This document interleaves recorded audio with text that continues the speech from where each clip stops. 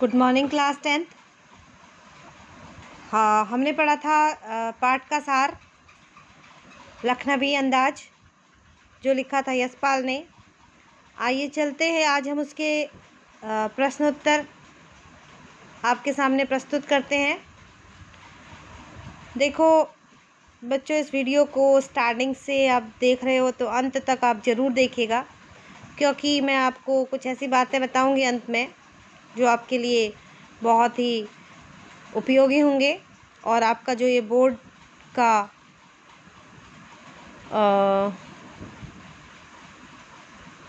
आपको क्या उसमें इम्पोर्टेंट है, बोर्ड में कौन कौन से क्वेश्चन आपके इम्पोर्टेंट रहते हैं वो मैं आपको बताऊंगी। और इस समय जो हमारा ऑनलाइन ये कक्षाएं चल रही हैं, तो इसका आप लाभ लें और मेरी इस वीडियो से आप प्रश्नोत्तर अपनी कॉपी में लिख सकते हैं। देखिए, पहला प्रश्न है, लेखक को नवाब साहब के किन हाव भावों से महसूस हुआ कि वे उनसे बातचीत करने के लिए तनिक भी उत्सुक नहीं हैं।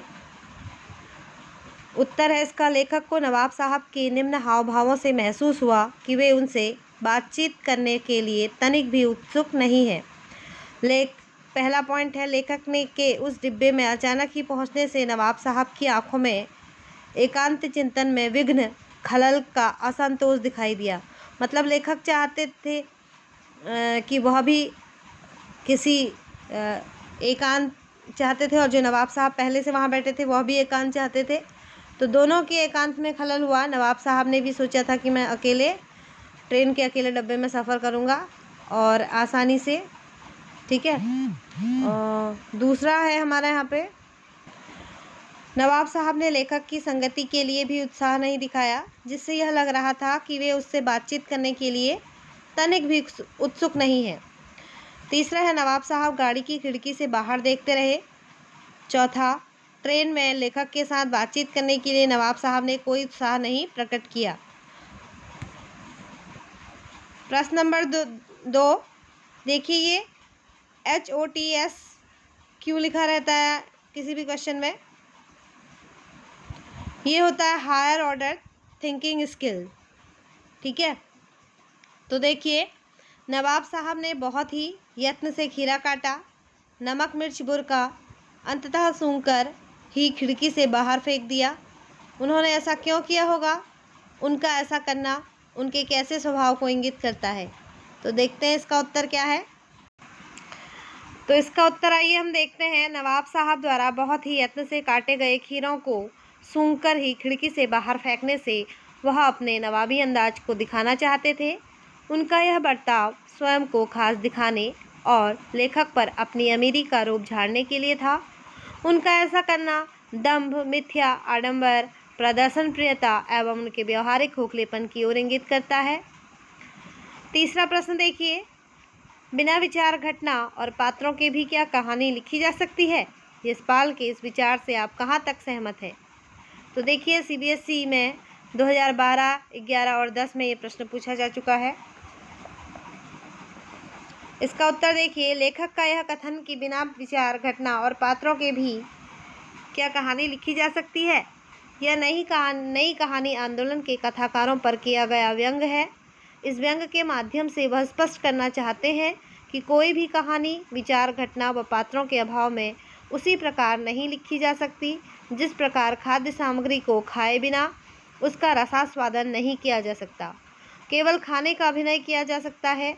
विचार कहानी लेखन के लिए लेखक को प्रेरित करते हैं, घटनाएं कथावस्तु को आगे बढ़ाने का कार्य करती हैं और पात्र कहानी में प्राणों का संचार करते हैं।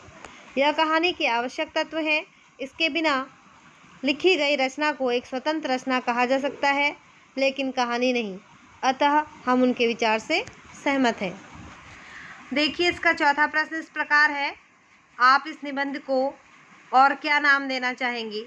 तो इसका आंसर देखिए, मैं इस निबंध को आडंबरपूर्ण रईसी का प्रदर्शन का नाम देना चाहूँगा या चाहूँगी, क्योंकि इसमें नवाब के आडंबरपूर्ण व्यवहार को दिखाया गया है।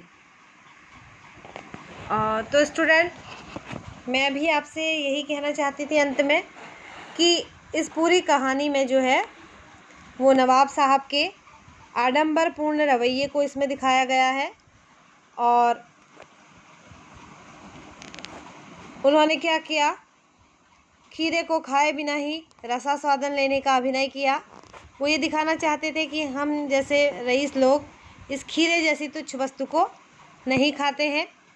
खीरा उनके लिए तुच्छ वस्तु के समान था और उन्होंने क्या किया, खीरे को सूंघकर गाड़ी से फेंक दिया और ट्रेन के डिब्बे से बाहर फेंक दिया, खिड़की से बाहर फेंक दिया।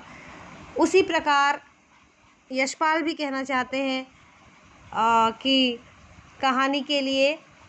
कहानी को बिना पात्रों के नहीं लिखा जाता, बिना घटना के कहानी नहीं लिखी जाती है। पात्र और घटनाएं जो है कहानी को आगे बढ़ाने, उसमें रसास्वादन करने के लिए बहुत ही आवश्यक होते हैं। तो आप इन प्रश्नों को ध्यान से सुनिएगा और अपनी कॉपी में लिखने की कोशिश कीजिएगा, जिससे आपको परीक्षा में भी इससे सफलता मिलेगी। परीक्षा के दौरान भी आप इस वीडियो को देख सकते हैं, सुन सकते हैं। उम्मीद है आप इससे लाभ लेंगे।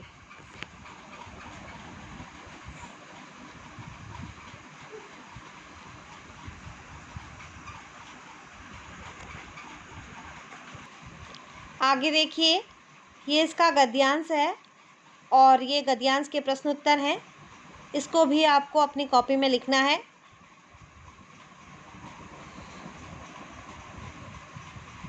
बहुत ही इम्पोर्टेंट गद्यांश रहेगा ये।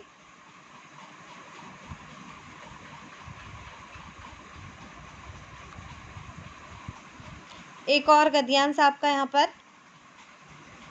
गद्यांश नंबर 1 वो था, सेकंड को हमने छोड़ दिया। ये गद्यांश नंबर 3 है। तो देखिए, इस प्रकार के आपके गद्यांश परीक्षा में पूछे जाएंगे और इस तरह के उनके प्रश्न होंगे। और इस तरह से आपको यहाँ पर इन गद्यांश के 3-3 प्रश्न दिखाए गए हैं, लेकिन परीक्षा में इनमें से 5-5 प्रश्न आपसे पूछे जाएंगे। हो सकता है इनमें से आपके उपसर्ग प्रत्यय और संधि विच्छेद, अनुप्रास, अलंकार या कोई भी अलंकार, अलंकार तो आपके काव्य में पूछे जाते हैं। इसमें आपका क्रिया से संबंधित प्रश्न इसमें पूछा जा सकता है। विलोम शब्द, पर्यायवाची शब्द जैसे उनका अर्थ इसमें आपसे पूछा जा सकता है। शीर्षक संबंधी प्रश्न, कई सारे प्रश्न जो हैं लेखक से संबंधित प्रश्न गद्यांशों में पूछे जा सकते हैं। तो तब आप इसका भरपूर लाभ उठाएं। मिलते हैं अगली वीडियो में, तब तक के लिए गुड बाय।